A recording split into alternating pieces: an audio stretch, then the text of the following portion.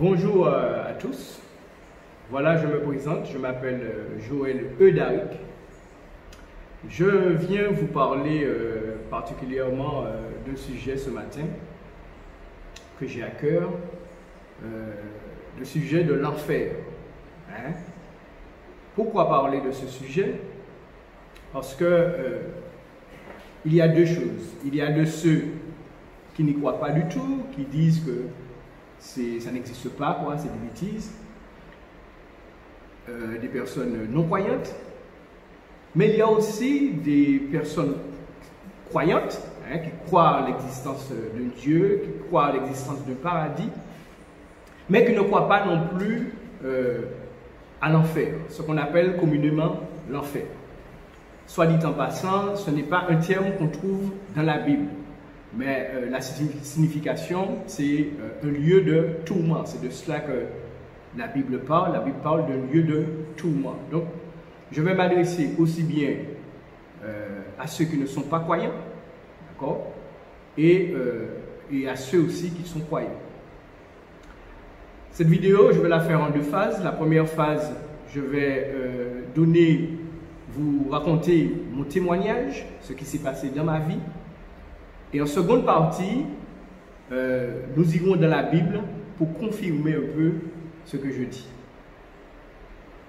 Donc, ce qui m'est arrivé, voilà maintenant 30 ans, exactement, un peu plus de 30 ans, donc à l'âge de 16 ans, j'ai eu quelque chose à bouleverser ma vie.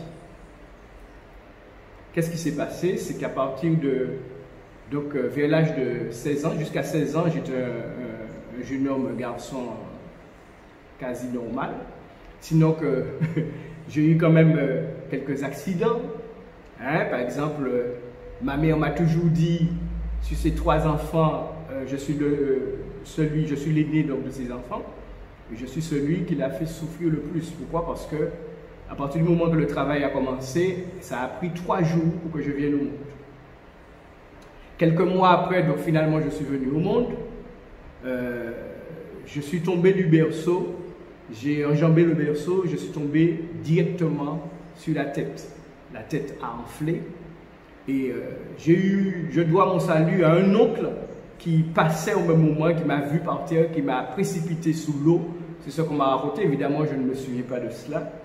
J'avais quelques mois et j'ai failli mourir et donc la famille pensait que j'allais mourir. Finalement, je ne suis pas mort, la preuve. Quelques années après, en allant chercher le pain, donc je devais avoir là environ 7 ans, j'ai été percuté par une voiture. Donc en traversant, j'ai dû faire un vol plané d'environ 10 mètres. Chose étrange, je me suis relevé quasi instantanément. J'ai été quand même été hospitalisé aux urgences pour voir s'il y avait des choses de cassées et tout était normal.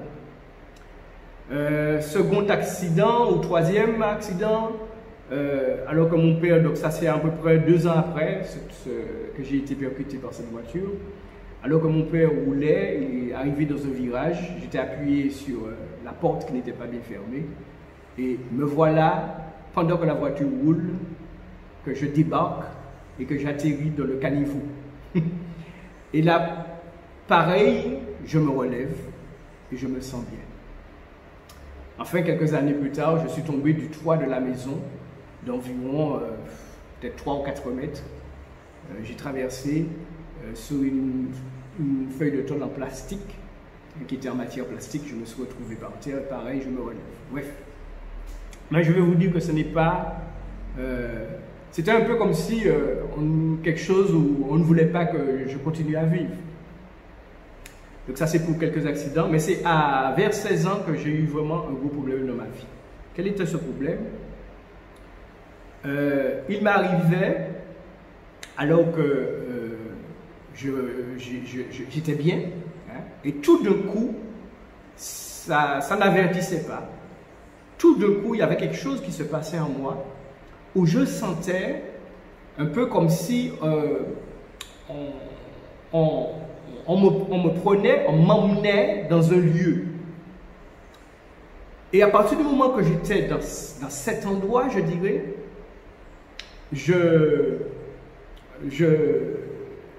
j'étais dans un tourment. C'est-à-dire que cela ne se passait pas au niveau de, comme un mal de tête par exemple. Ce n'était pas cela. C'était plus profond que cela. Tout en étant vivant sur cette terre, conscient sur cette terre, je me retrouvais en même temps dans cet espace, dans cette dimension. Alors je dois vous dire auparavant que tout petit déjà, lorsque moi ou mes frères nous avions un problème de santé, c'était souvent chez les voyants, c'était la tradition qu'on nous cherchait, c'est des guérisseurs, on va dire des guérisseurs, des voyants, des marabouts, qu'on nous cherchait des solutions. Donc tout petit, j'étais habitué à ces choses. Donc lorsque cet événement m'arrivait, où je me retrouvais dans cette dimension, alors pour vous donner une idée de ce que je ressentais, vous n'allez pas comprendre, mais cela va vous donner une petite idée. C'est une manière qui m'a été inspirée, que j'ai trouvée pour expliquer aux gens un peu ce qui s'est passé en moi à ce moment-là. Imaginez que là où vous êtes, assis, debout, là où vous êtes, je fais autour de vous un sarcophage, une espèce de tombe, je fais ça en béton armé, en béton bien solide autour de vous. Et que je vous enferme là-dedans, sans ouverture, sans rien, sans fenêtre, sans trou, sans rien. Vous me direz que, bon d'accord, mais après quelques minutes, après un certain laps de temps, étant donné qu'il n'y a pas d'oxygène, qu'il n'y a rien, que vous allez finir par mourir, ce qui est la logique. Donc imaginez, essayez d'imaginer cela, vous êtes dans cette position-là, enfermé, vous avez chaud, il fait noir, mais que le temps passe et que finalement la mort ne vient pas. Essayez d'imaginer cela. Vous êtes enfermé là, vous êtes pris, vous êtes prisonnier. Vous avez donc une angoisse qui vous envahit, vous avez une peur qui vous envahit. Mais le pire, c'est que ça ne se termine pas. Donc là, je vous ai donné en gros ce que je vivais à ce moment-là. Je dis gloire à Dieu, je dis loué soit Dieu. Pourquoi je dis cela? Parce que, heureusement, ce n'était pas quelque chose de constant. Quand ça m'arrivait, ça pouvait durer peut-être 3-4 heures de temps, une demi-journée. Et puis à un moment donné, ça s'estompait. Et ça pouvait recommencer soit l'après-midi, soit 2 jours après. C'était comme cela. Et au début, parce que je vous ai dit que ça a commencé vers 16 ans, j'étais encore scolarisé. Et quand ça m'arrivait, alors j'étais absent par exemple des cours, j'étais totalement, si le cours était donné, si ça m'arrivait donc pendant que j'étais au cours, je ne suivais rien quoi. Et donc ça m'a causé des problèmes dans ma scolarité. Et donc à un certain moment, les professeurs et tout cela, on a remarqué que j'avais un problème et on a commencé à... Donc j'ai vu enfin ça date de plus de 30 ans maintenant, mais à l'époque il y avait déjà quand même des infirmières, enfin des aides psychologiques à l'école. Donc ça a commencé par cela, par la psychologie, pour savoir ce qui s'est passé dans ma tête. Donc ça n'a pas donné grand-chose. Les profs ont dit qu'ils ne comprennent pas parce que je suis pas quelqu'un de bête, je suis intelligent. Et souvent ils répétaient ça à mes parents, je suis très intelligent, ils ne comprenaient pas.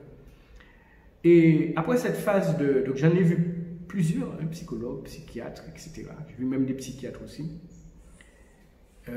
Parce qu'il y avait un ami aussi de la famille qui était médecin et qui disait bon, que c'était, comme je suis en phase d'adolescence, donc le problème venait de là. Donc j'ai vu des psys.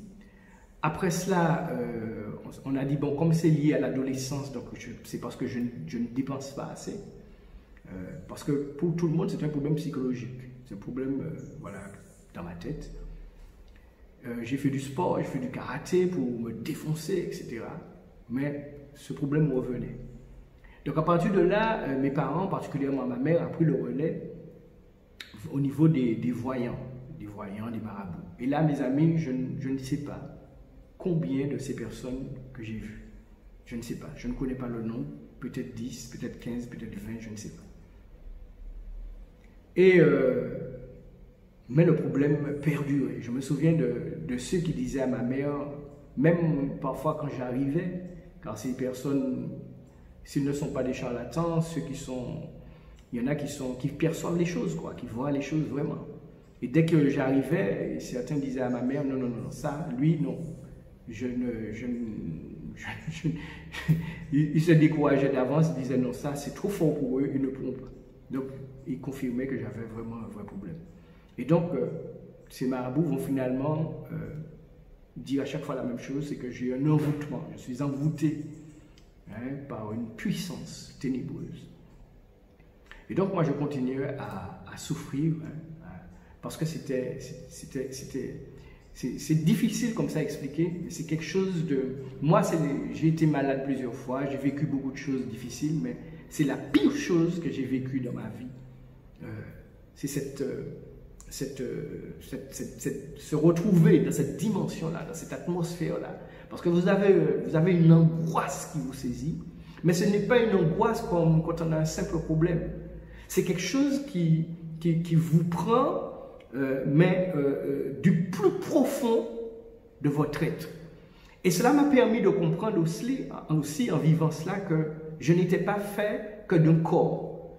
Et mon ami, permets-moi de te dire que tu n'es pas fait d'un corps seulement. Le corps est de loin la partie la plus importante de l'homme. La preuve, c'est qu'on peut couper les 2 membres de quelqu'un, voire les 4 membres de quelqu'un. Ne pas avoir de bras, ne pas avoir de jambes, pourtant cette personne continue à vivre. Je veux dire que si notre partie charnelle était si capitale, on vivrait, dès qu'on mourrait, on aurait des problèmes extraordinaires, dès qu'on couperait ne serait-ce qu'un morceau de notre membre. Donc, et là j'ai compris cela parce que ce n'était pas... Alors beaucoup de gens m'ont dit, en donnant comme ça mon témoignage, que c'était psychologique, etc. Bon, je comprends, je les comprends, sauf que ce n'était pas le cas. Parce que je sais ce que j'ai vécu. Et c'était terrible, vraiment terrible.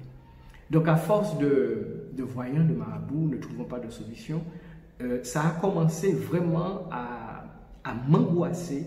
C'est-à-dire que je me disais, mais comment est-ce que je vais sortir de cette situation? J'ai vu aussi même des prêtres qui m'ont fait des choses, etc. Et ça ne marchait pas. Et donc, ça a duré environ 3 ans et demi, donc jusqu'à peu près 19 ans, j'avais ce problème. Et plus le temps passait, plus je me disais, parce qu'au début, j'avais quand même confiance en ces voyants, je me disais que quelqu'un va m'enlever dans cela. Mais seulement, le temps passant, j'ai vu que ça m'angoissait, parce que je dis, comment je vais faire pour sortir de ce problème? Et un jour, voilà que par rapport à ma mère, je priais beaucoup sur des livres, etc. Je faisais des prières toutes faites. On me faisait faire des prières que je répétais machinalement.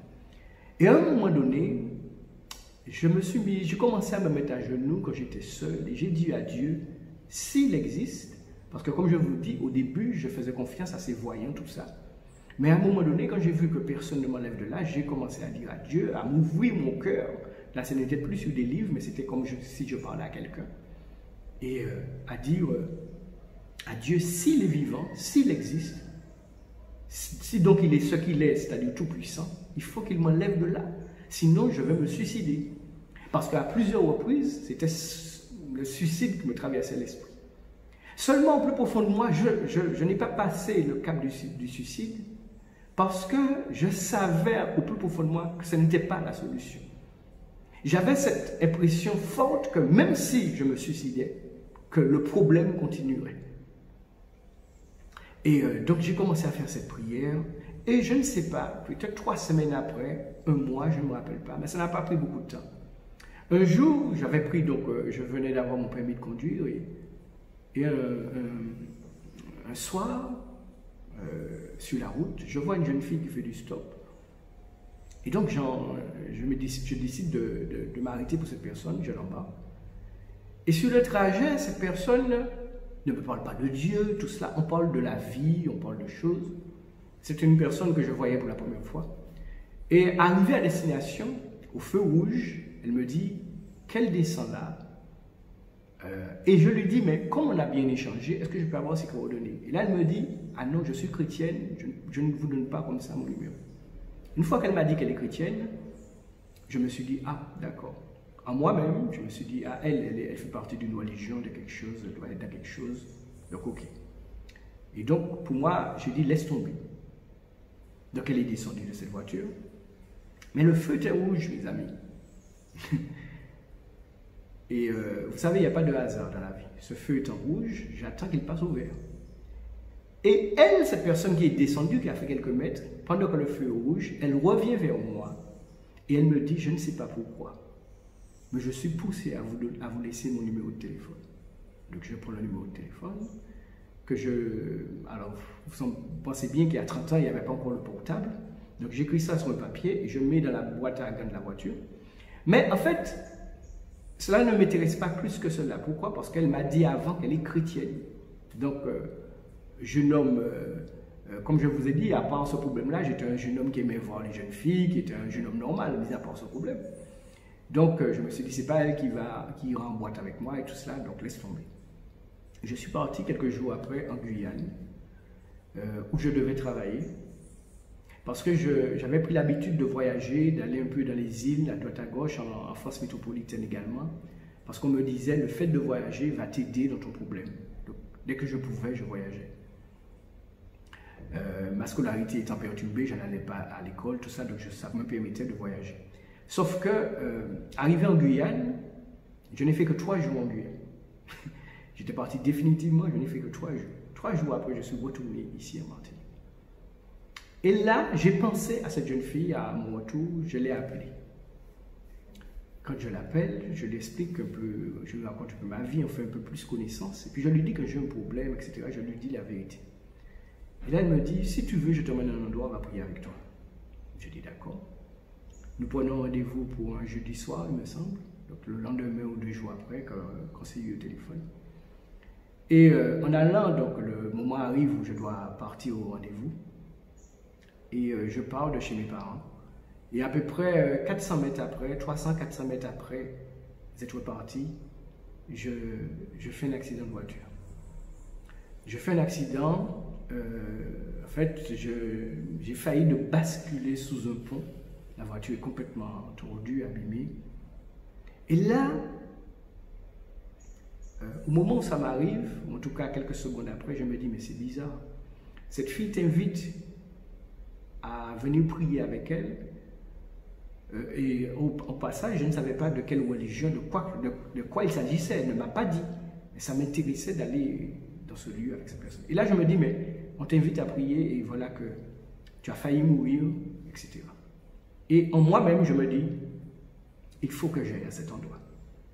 Donc, on fait le nécessaire pour la voiture, etc. Elle est remorquée.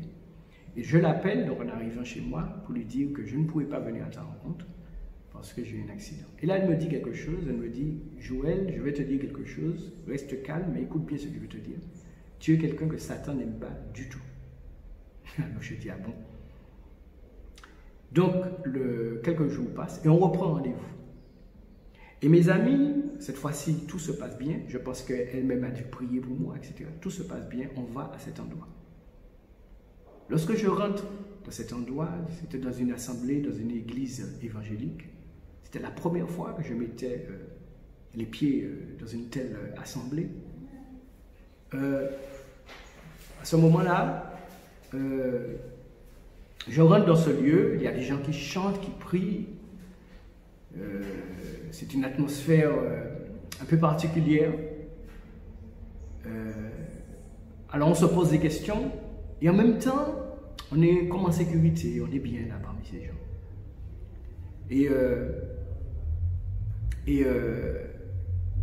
Donc la réunion se passe. Alors moi, évidemment, c'est la première fois que j'y viens dans une telle réunion. Donc j'ai les yeux grands ouverts à regarder tout le monde, à regarder le pasteur. Et là, à un moment donné, au fond de moi, je me dis, ce gars-là, en parlant du pasteur, je dis, lui, il est en train de tromper tout le monde. Comme ça, j'ai cette pensée-là. Mais quelques temps après que je sois là, quelque chose va se passer, mes amis. Je vais avoir du sang qui va sortir de mes narines, alors que je n'avais aucun problème à ce niveau, hein, de santé à ce niveau. C'était la première fois à ma connaissance que cela m'arrivait. D'ailleurs, je crois que c'est la seule fois. Je n'ai jamais connu de problème de saignement de nez. Mais là, j'ai du sang qui coule comme un flot de mon nez. Donc, je cours me laver et ça s'arrête. Ce problème s'arrête. Je me lave et tout, je m'essuie. Et puis, ça s'arrête. Quelque temps après, toujours donc... alors là, je crois que c'est la première ou la deuxième fois, je ne me rappelle plus, mais enfin c'est tout au début comme quand j'y allais à ce lieu. Une autre expérience que je vis, à un moment donné, le pasteur il demande aux gens de se lever et de se tenir la main pour prier. Je crois qu'on priait pour quelqu'un ou pour une situation, je ne me souviens plus pourquoi. Donc j'exécute, hein, tout le monde se met debout, on se tient la main par la main. Donc cette personne, cette jeune fille qui m'accompagne, et à ma droite, et je tiens la main de quelqu'un d'autre à gauche, et nous sommes là, il y a la prière. Mais moi, toujours, j'ai les yeux ouverts parce que je ne suis pas habitué, je regarde ce qui se passe. Et tout d'un coup, cette jeune fille qui m'a accompagné lâche ma main, mais d'une manière brutale, comme si elle lâche la main en la repoussant. Mais elle continue à garder les yeux fermés, tout cela. Alors ma main reste pendue, alors moi je me dis, qu'est-ce qui lui arrive, celle-là Et finalement la prière, ça se calme et tout, les choses se calment, on va s'asseoir à nouveau. Et là je lui dis, mais qu'est-ce qui s'est passé? Pourquoi tu as comme ça lâché ma main d'un coup? Et là elle me dit, Joël, il y avait une telle chaleur dans ta main que je ne pouvais pas la supporter. C'est-à-dire que moi, je n'ai pas ressenti cette chaleur, je n'ai rien ressenti, j'ai juste ressenti qu'elle a lâché ma main de coup. Mais elle a fait comme si, elle m'a dit, c'était comme si j'avais tenu une casserole chaude. C'était insupportable, c'est pour ça qu'elle a lâché la main d'un coup. Donc ça, c'est la deuxième chose que j'ai vécue.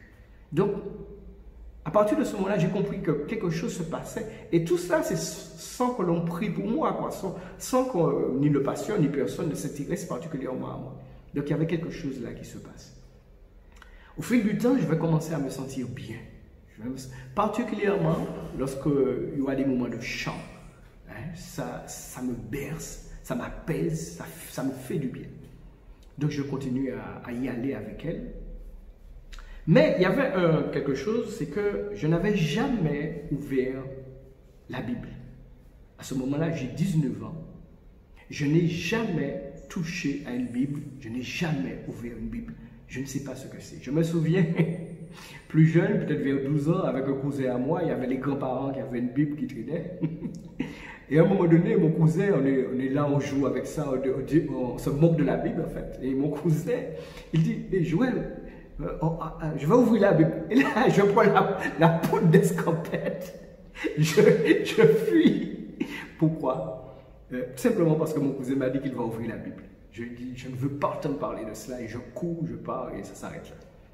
Et donc, cette jeune femme, lorsque je l'accompagne donc à ces réunions, elle ouvre sa Bible et elle me montre. Elle me montre sa Bible. Le pasteur donne des références et on suit. Seulement, j'ai un problème avec ça, parce que je me dis, qui me dit que c'est la bonne Bible? N'oubliez pas, gardez à l'esprit que je n'ai jamais ouvert une Bible. Je ne sais pas ce que c'est que la Bible. Et ce que je fais, comme c'est un mouvement évangélique, je décide moi d'aller à l'église catholique et d'acheter une Bible. J'achète une Bible dans une église catholique, dans une église, c'est un vieux prêtre qui me vend ça. Il est tout surpris d'ailleurs lorsque je suis venu acheter une Bible. J'ai dit oui, je suis venu acheter une Bible. Je me rappelle que j'avais acheté cette Bible 100 francs, l'équivalent de 15 € à peu près, de l'époque. Et là, mes amis, je découvre la Bible. Je commence à lire la Bible. Et là, à partir de ce moment-là, vraiment, c'est là que le changement va s'opérer dans ma vie. Et un jour, je lis dans Matthieu, chapitre 28, je lis ce passage où Jésus dit, « Venez à moi, vous tous qui êtes fatigués, chargés, et je vous donnerai du repos. »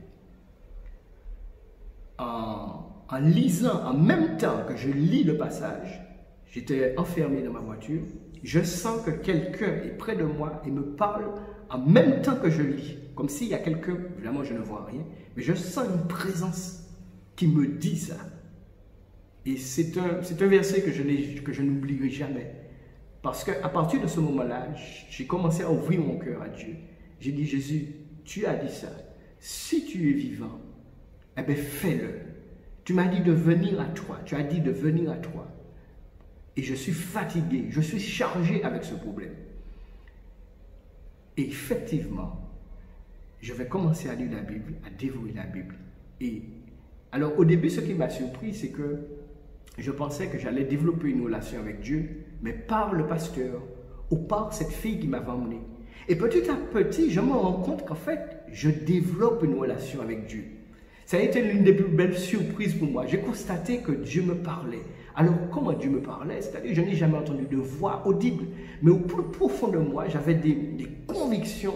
Et je pouvais bien faire la différence avec ce que je vivais auparavant, qui est ce lieu dans lequel je me trouvais. Là, je me rendais compte que je me retrouvais dans un autre endroit, complètement opposé, où c'était la paix, c'était la tranquillité. Mais je dois vous dire que, donc là, vous avez compris que c'était des puissances ténébreuses, maléfiques, qui m'attaquaient. Et dès que, par exemple, je restais quelques jours, soit sans lire ma Bible ou d'aller dans ces réunions, cette puissance revenait, je sentais que ça revenait. J'avais compris qu'il fallait que je persévère dans cette voie. Vous voyez? Et petit à petit, c'est comme ça que j'ai pu trouver ma délivrance. C'est comme ça que changement profond a pu se faire dans ma vie. Et finalement, j'ai compris que j'avais rencontré le Seigneur Jésus-Christ. Voilà. J'ai fait une rencontre avec Dieu. J'ai rencontré le Seigneur. Il est entré dans ma vie. Et c'est à partir de ce moment-là que mon problème s'est estompé et que je suis devenu vraiment une nouvelle créature, ce que la Bible appelle une nouvelle créature, quelqu'un d'autre.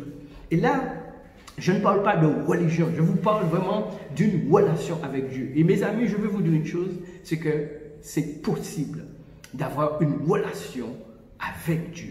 Parce que Dieu est vivant, mes amis. Hein? Et j'aime prendre cet exemple tout simple. C'est comme l'oxygène qu'on respire. Vous voyez, on ne le voit pas, cet oxygène. Mais c'est grâce à lui que vous, que moi, nous respirons. Pourtant, qui voit l'oxygène? C'est comme le vent, on voit son action sur les arbres, on voit son action sur les plantes, mais on ne voit pas le vent. Pourtant, quelqu'un oserait-il dire que le vent n'existait pas parce qu'on ne le voit pas? Eh bien, Dieu, c'est exactement la même chose, mes amis. Il est là où tu es, là où tu te trouves, il est tout près de toi. Mais ce qu'il attend, c'est que tu lui ouvres ton cœur. Donc, j'ai compris par là. Et là, maintenant, nous allons regarder dans la Bible ce qui m'arrivait. C'est que je me retrouvais, mes amis, dans un lieu de tourment, ce que la Bible appelle un lieu de tourment. Je dis cela à ceux qui ne croient pas que ça existe. Alors, il y a quelque chose qui trompe les gens, c'est que Dieu soit amour. Pour ceux qui s'intéressent à Dieu, ils vous disent que Dieu est amour, donc il ne peut pas permettre ces choses, il ne peut pas permettre une telle souffrance. Mais mes amis, j'aimerais vous dire que ce que j'ai vécu, je ne l'ai pas cherché. Pourtant, je l'ai vécu. Ma souffrance était réelle. Pourtant, est-ce que Dieu n'est pas bon? Est-ce qu'il n'y a pas de souffrance sur terre? Mais mes amis, lorsque vous regardez certains reportages, certaines choses, lorsque vous entendez certaines nouvelles, il y a des gens qui souffrent terriblement sur terre. Pourtant, est-ce que Dieu n'est pas bon? Est-ce que Dieu ne voit pas ce qui se fait? Est-ce que Dieu n'est pas amour? Il l'est. Alors il y a une chose qu'il faut comprendre, c'est qu'il y a quelque chose qui s'appelle le péché. Le péché, c'est quoi? C'est la désobéissance. Hein? C'est la désobéissance par rapport à Dieu. Hein? Et c'est cela qui a fait entrer le péché dans l'humanité. Et donc, à cause du péché, tout est bouleversé, tout est saccagé. Et j'aimerais vous dire que les choses ne vont pas venir meilleures. les choses, on espère tous que le monde change, etc. Mais cette terre-là, les choses ne sont pas meilleures, mes amis. La seule espérance qu'il y a, c'est d'ouvrir son cœur à Dieu, de lui donner vraiment sa vie, et qu'ainsi nous puissions avoir l'espérance du monde à venir. Alléluia. Donc, ceux qui disent que Dieu est trop bon pour que l'enfer existe, etc., nous allons prendre quelques passages. Déjà dans Matthieu, au chapitre 18, si vous avez une Bible, vous pouvez l'ouvrir. Matthieu, chapitre 18, au verset 8, c'est Jésus lui-même qui parle et qui dit ceci. Si ta main ou ton pied est pour toi une occasion de chute, coupe-les et jette-les loin de toi. Mieux vaut pour toi entrer dans la vie boiteux ou manchot que d'avoir 2 pieds ou 2 mains et d'être jeté dans le feu éternel. Jésus a parlé d'être jeté dans un feu éternel. Il dit encore, verset 9, « Et si ton œil est pour toi une occasion de chute, arrache-le et jette-le loin de toi. Mieux vaut pour toi entrer dans la vie n'ayant qu'un œil que d'avoir 2 yeux et d'être jeté dans le feu de la géhenne. » D'accord? Ça, c'est un premier verset. Ensuite, toujours dans l'évangile selon Matthieu, au chapitre 25, les versets, chapitre 25, verset 41,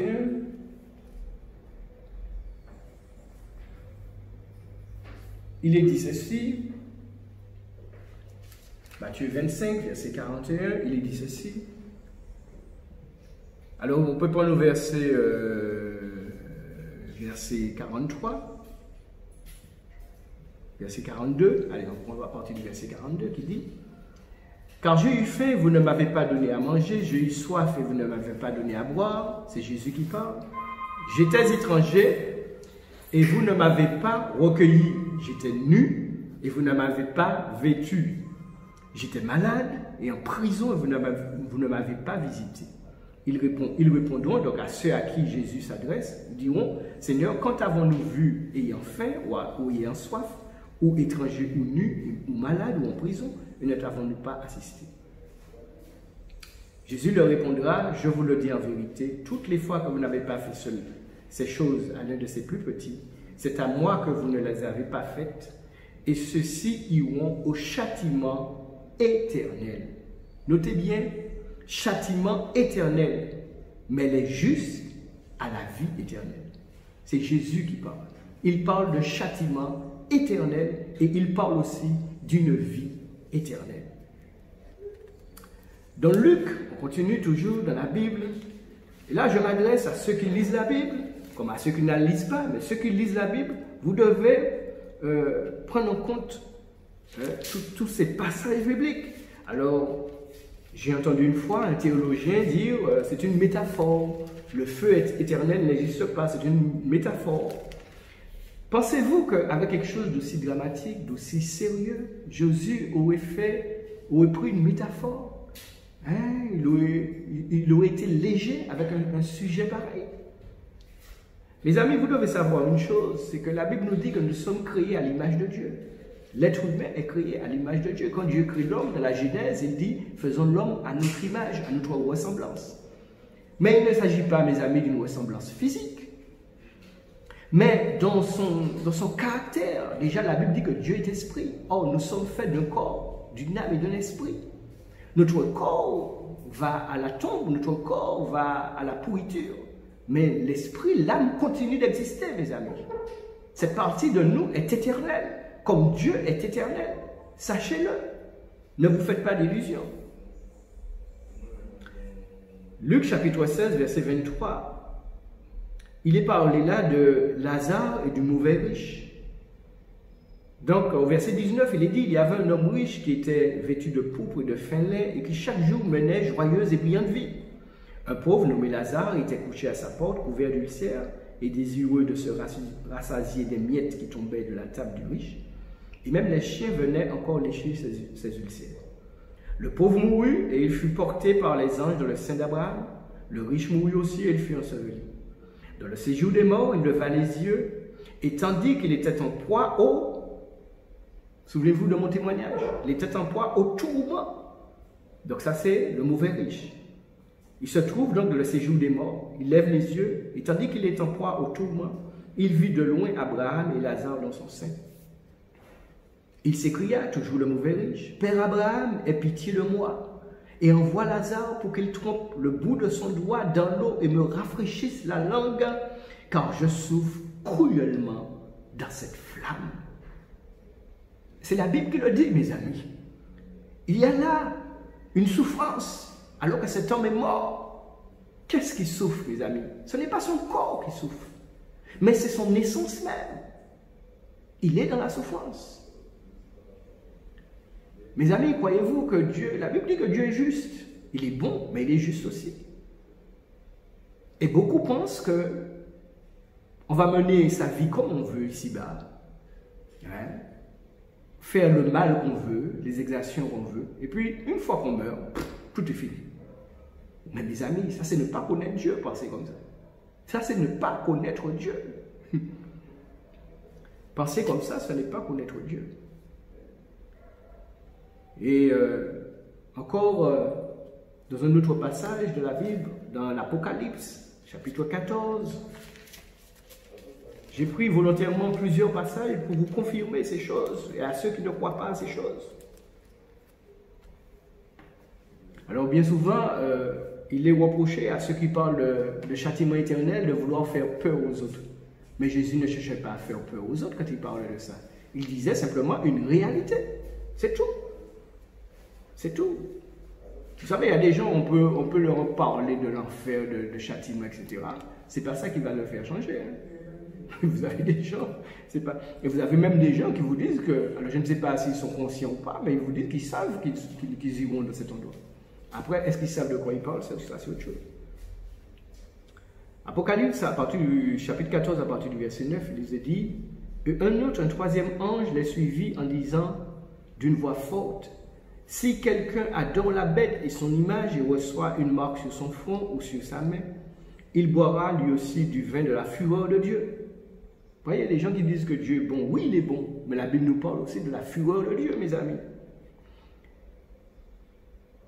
Il boira lui aussi du vin de la fureur de Dieu versé sans mélange dans la coupe de sa colère, et il sera tourmenté dans le feu et le soufre devant les saints anges et devant l'agneau.